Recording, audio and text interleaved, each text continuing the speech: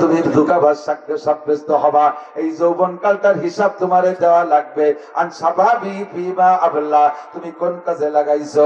রাতের বেলা দাঁড়াইয়া রাত 2টে 3টে 4টে পর্যন্ত মেসি আর নেইমারের ফুটবল খেলার ম্যাচ দেখার জন্য তুমি টেলিভিশনকে সামনে করে দাঁড়িয়ে থাকতে পারছো।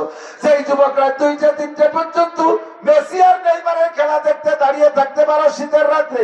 তুমি ইচ্ছা করলে গভীর রাত্রে উঠা ঠান্ডা পানি দিয়ে ওযু গোসল করে তাহাজ্জুদের মধ্যে আল্লাহ পাক রব্বুল আলামিনকে সামনে করে দাঁড়িয়ে থাকতে পারতা।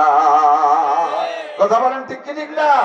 ও যুবক, তুমি বাইসাইকেল চালাইয়া উলাকান্দি ঠাকুর বাড়ি, বহু যুবক আছে এই কিছুদিন পর চৈত্র মাসের 12 তারিখ উলাকান্দি ঠাকুর বাড়ি কাশিয়ানি বিশাল সমাবেশ হয় হিন্দুদের। 20-25 লক্ষ হিন্দু হয়।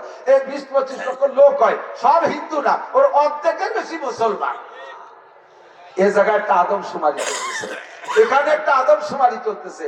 এ জায়গায় কত মানুষ আসছেন, এখানে কত মানুষ আসছেন।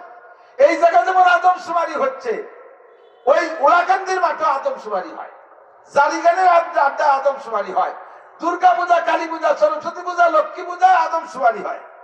ওই জায়গার আদমশুমারিটা যদি কিয়ামতে আল্লাহর সামনে পেশ করায়, এইটা উলাকান্দির লিস্টি।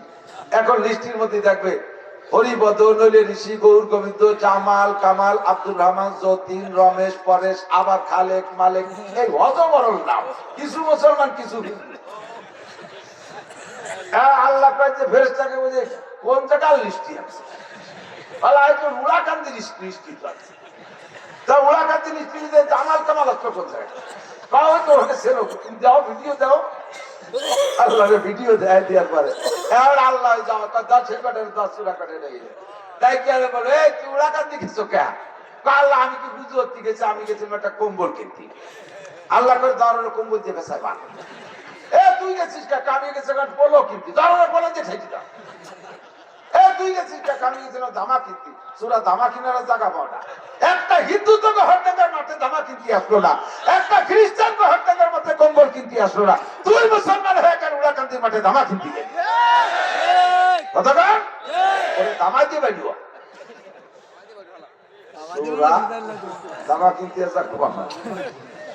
তুমি 40 কিলো 50 কিলো মাইল বাইসাইকেল চালায় উলাকান্দি যাইতে পারো, কেন তুমি কাশিয়ানি থেকে 50 কিলো বাইসাইকেল চালায় গহরডাঙ্গার ময়দানে আসতে পারলে না? অবশ্যই তুমি বাইসাইকেল চালায় আসতে পারতা। এটা যৌবনের গরম। আমার ভালো করে মনে আছে, তারাই পুকুর মাদ্রাসায় যখন পড়তাম তখন আমি বাইসাইকেল চালায় গহরডাঙ্গার মাহফিলে ওয়াজ শুনতে আসছি। আমরা ছাত্ররা আসতাম, আবার বাইসাইকেল চালায় চলে যাইতাম রাতের বেলা। আল্লাহু আকবার। এটা হলো যৌবনের গরম। এখন দামি প্রাইভেট কার, তাই আসতে বিরক্ত লাগে। যৌবনে যা পারা যায় বার্ধক্যে তা পারা যায় না। তার জওয়ানি তওবা করতেন সেবায়ে পয়গম্বরিস অক্তে পীরি গুরগে জালেম মি শাবাত পরহেজগার। বেশ কিছুদিন আগে সুন্দরবন এলাকায় গিয়েছিলাম মাহফিল করতে। এবার মাহফিল শেষ করে যাব সুন্দরবন ভিতরে দেখতে।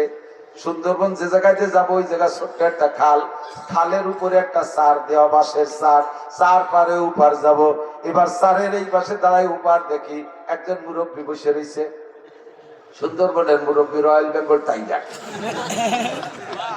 বিশ্বাস না দেখেই আমার কাম 12টা বাজে গেছে। আমি কার উপার যাবো না, এই সারি বা 12 হবো কি করে? সারের গোড়াইতে বসা।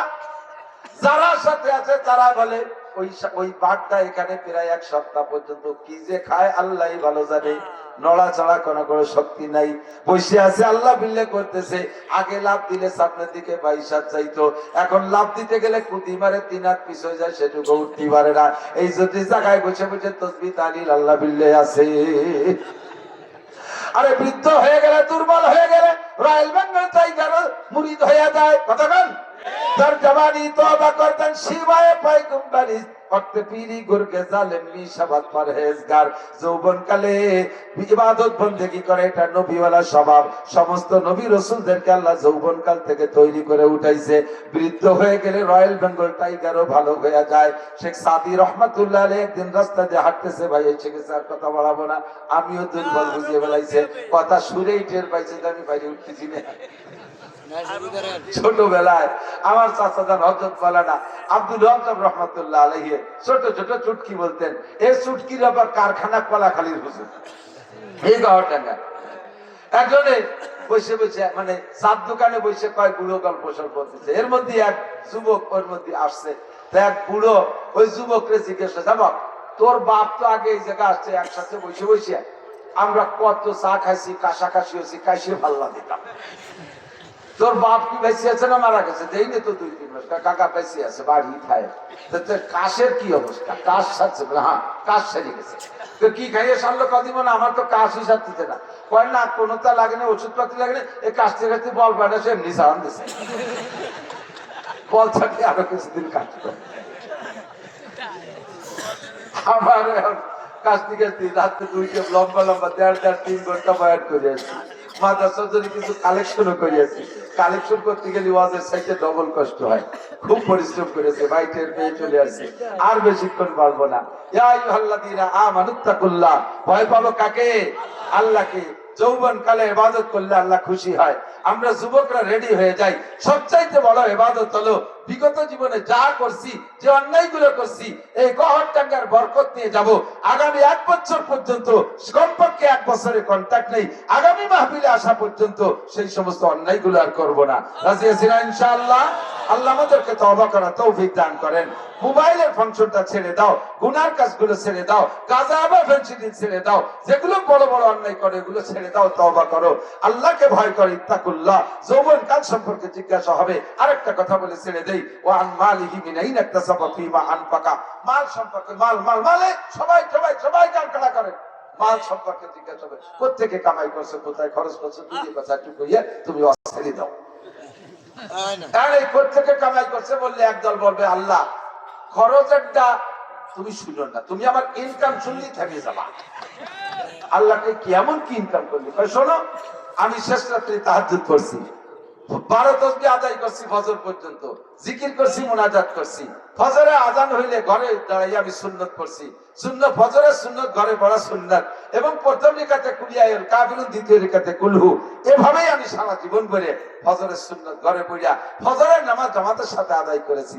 নামাজের পরে তাকবীরুল্লাহর সাথে নামাজের পরে এরপরে 2.5 ঘন্টা দাওয়াতের কাজ করছি মহল্লায়।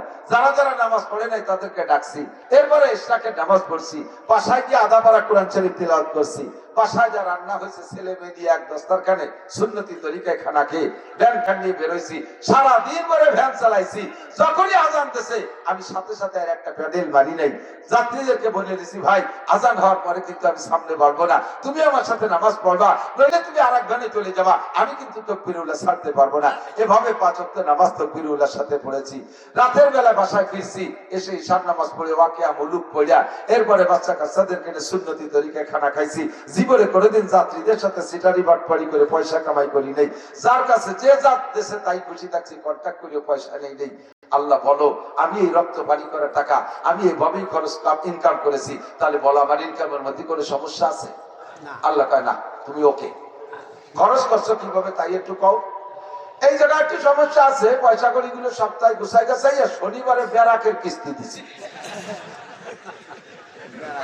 আল্লাহ কয় ভিটি জ্বালা বান্ধব, কামাইটা ভালো করছো, খরচটা কোথায় করছো?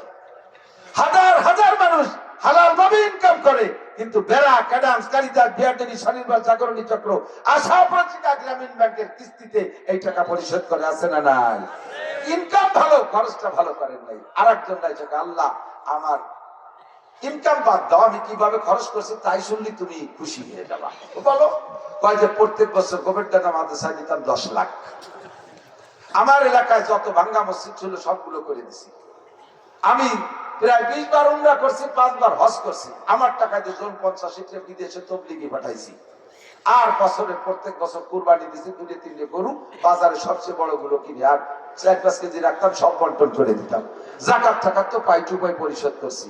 আর অবশেষে শেষ বেলা যাইয়া হজে গেছি, সেবার যাইয়া দেই যে কামা ঘরের গিলাপ পাল্টাবে, সে জায়গার সুযোগ পাইয়া ওখানে 10 লাখ টাকা দিছি। আল্লাহ কয় তুমি এত টাকা দিলে চাকরি বাকরি কি দেখি, কোন জায়গায় বেতন করে কিনো পাইবে? একটা চাকরি করতাম 1025 টাকা বেতন ছিল, তা 25,000 টাকা বেতনের টাকা দিয়ে তুই এতটা কিভাবে হলি? এটা আমারই কোন জায়গা? ছেলে একটা ব্যবস্থা, রাস্তা দাঁড়ায় ট্রাকের সাথে একটু মুসাফা টুসাফা করতাম, সেইভাবে একটা বইটা আসতো। তুমিও ভাষায় সালা বাঁধলো শয়তান। 25,000 টাকা বেতনের চাকরি কইরা এতটা করছিস, টাকা